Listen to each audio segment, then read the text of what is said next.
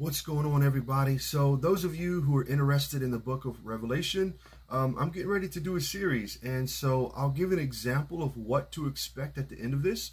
And so this is just a brief introduction of what's to come. But to begin with, I do hold to a futuristic view, which means that I believe this is going to be a literal and symbolic interpretation.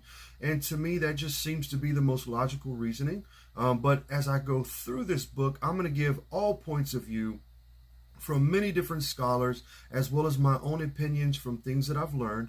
But my goal is to give as much precise information as I possibly can, without driving off the road, without going nowhere. That's just not beneficial. It wastes time. And this is a very deep book. And so I believe it's highly important we understand what's happening. Now, many pastors stray from teaching this book because of the symbolism, and to a certain degree, I do understand, but God said to do it. So if you don't understand, then we need to figure it out. And I believe that's what I've done to an extent, because, there's still a lot of unknowns in this book.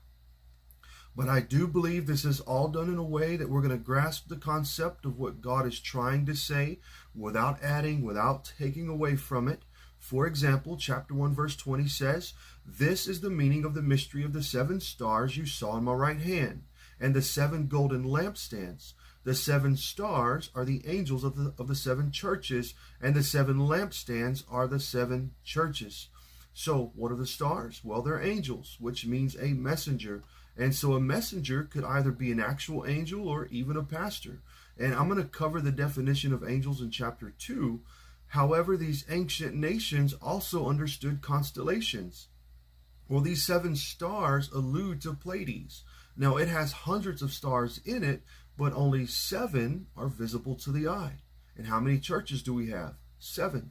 Well, the center star was the brightest, and they believed it was the center of the universe. And these stars are called the 7 sisters. Well, Pleiades is located on the neck of the constellation called Taurus the Bull.